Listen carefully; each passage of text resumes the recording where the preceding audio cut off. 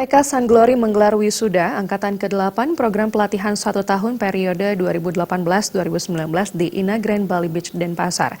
Wisuda tahun ini mengambil tema generasi muda yang inspiratif, kreatif dan berakhlak mulia, profesional membangun bangsa berdasarkan Pancasila.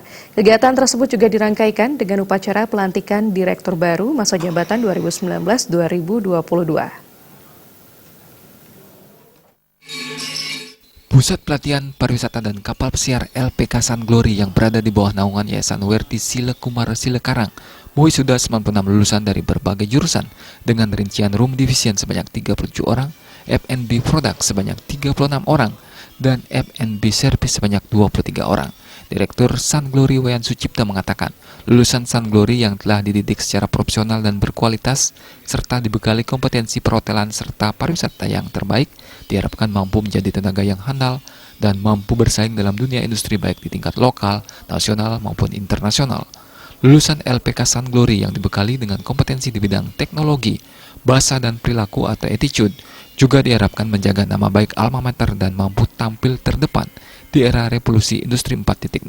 Semua lulusan LPK Sun Glory berhak menerima 2 sertifikat, yaitu sertifikat dari lembaga dan sertifikat dari LSP.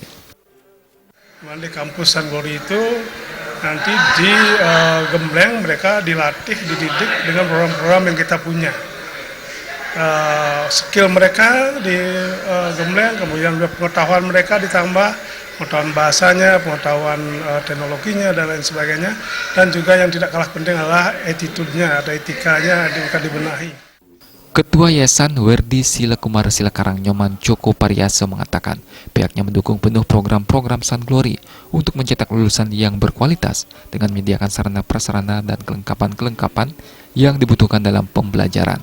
Yayasan juga menyediakan bantuan dana bagi mahasiswa atau lulusan yang memerlukan, khususnya yang akan diberangkatkan untuk bekerja di luar negeri.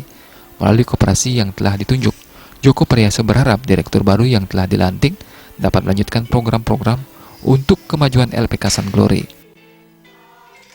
Yayasan memberikan kemudahan menunjuk koperasi Banjar, sebab yayasan ini adalah milik Banjar Adat. Jadi orang tua siswa ataupun mahasiswa yang akan berangkat kekurangan dana, kemudian yayasan akan menghandle itu, kemudian memberikan kemudahan agar dana yang dibutuhkan oleh mahasiswa itu bisa diambil di koperasi.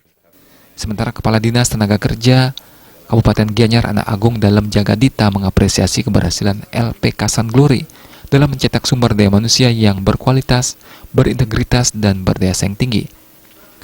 Keberadaan LPK Sun Glory akan terus dapat pendampingan dan fasilitasi agar siap bersaing di dunia global, mulai dari penyiapan pemenuhan standar-standar kepelatihan serta sarana-prasarana yang sesuai dengan kebutuhan dunia kerja.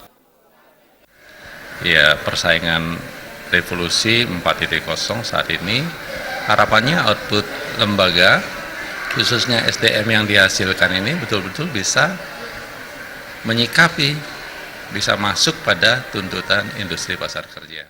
Dalam wisuda LPK Sun Glory Angkatan ke-8 program pelatihan 1 tahun periode 2018-2019, lulusan terbaik dari jurusan Room Division diraih Niputu Rikayanti dengan IPK 4,0.